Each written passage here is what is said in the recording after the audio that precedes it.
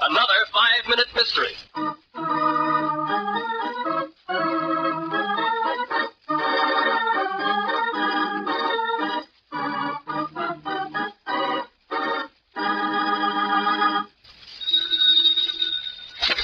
Lieutenant Evans, Homicide Bureau. Lieutenant, this is Dr. Norton at the city hospital. Oh, yes, Doctor. What can I do for you? I'm afraid I have some business for you, Lieutenant. I have a corpse down here that may be of interest to you. I'm only interested in a certain type, Doctor. Unless this is a case... This is directly in your line, Lieutenant Evans. It's murder. Where's your late patient, Doctor? In here, Lieutenant Evans. The identification on the fellow? No, his pockets were empty. Well, here's your man, or what's left of him. Pretty well carved up, isn't he? Yes. Death was caused by a knife into the heart.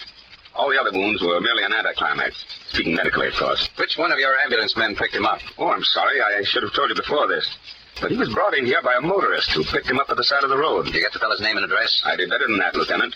I asked him to wait until you got here. Good. I'll see him right away. Where is he? In my office. Down this way. I have a hunch he'll prove interesting. A man who'll give a ride to a corpse. Tell me, Mr. Scott, what time was it when you picked up the body? I should say it was about 11 o'clock in the evening, Lieutenant. I drove directly to the hospital after that. That was a pretty isolated road you picked to go riding on, Mr. Scott.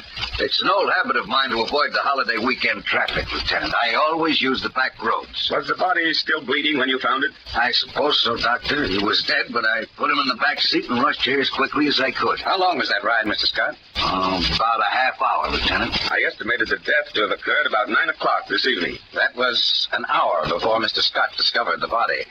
Well, that's about all the information I'll need right now, Mr. Scott.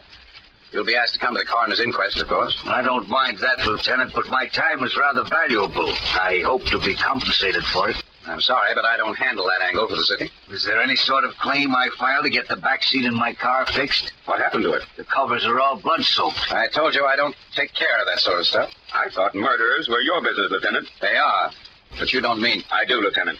If you pardon the doctor's intrusion, I'll have to diagnose Mr. Scott as suffering from a malignant case of murder. What clue did Dr. Morton discover that led to his analysis of the crime? In just a moment, we'll know.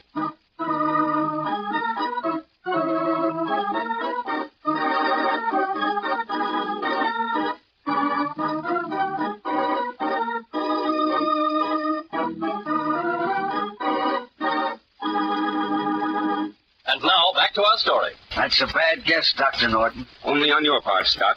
In thinking you could get away with it. You tipped your hand when you tried to get compensation for being courteous enough to take your victim to a hospital. I stated that he'd been dead for 1.5 hours when you brought him here. You claimed to have found the body an hour after its death. Assuming that to be true, the back seat of your car never would have been soaked with blood.